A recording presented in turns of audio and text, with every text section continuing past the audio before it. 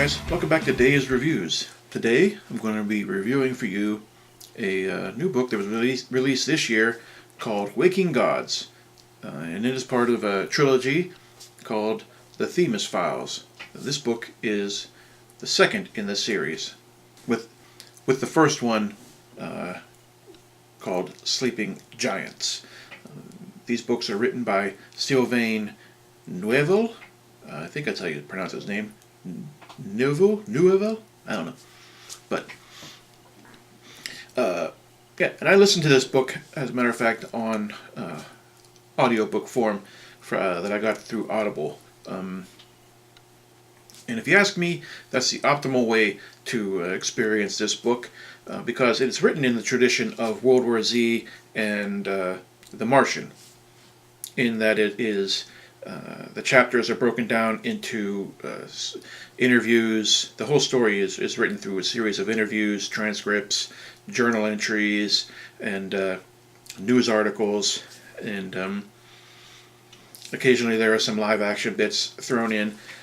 But yeah, that's how it's written, and the audiobook version of it is performed by a full cast, so you get the full experience with, individual character voices. Yeah, so that, to me, that's the optimal way to do it. Of course, you can always pick up a hard copy of the book, or a a Kindle or a paperback copy, whichever way you like to enjoy your books. But I prefer audiobook for this particular type of story.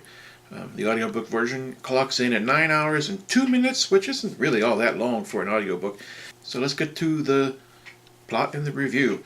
So the plot, in the first book, Sleeping Giants, the story starts off with a child, Rose Franklin, who lives in South Dakota, and she's riding her bicycle one day, and she falls through a crater in the earth, and she winds up landing in what is later found to be a giant metallic hand. Over the course of Sleeping Giants,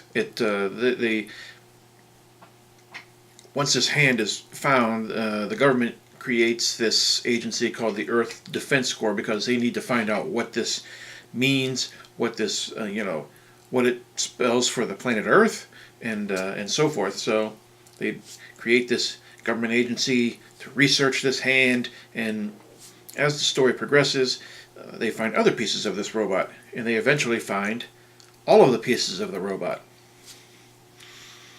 And that book largely deals with them studying the robot and learning how it operates, and a lot of it deals with the characters that are operating the robot.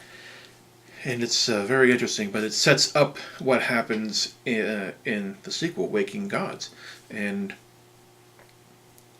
boy does Waking Gods pay off. This is the second book in the series, and it really, bam, out of the gate, they have this, Earth has this robot now, and now Rose Franklin is an adult, and she is still part of the Earth Defense, or she has actually become a part of the Earth Defense Corps, and because she knows the most about the hand and the robot, so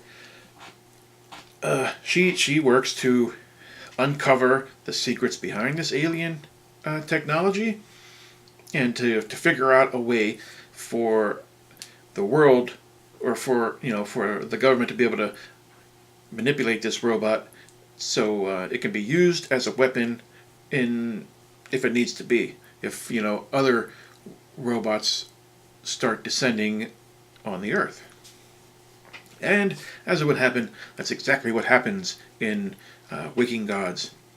One robot suddenly materializes on the planet, and the Earth Defense Corps is running around like crazy to try to get their robot prepared for battle.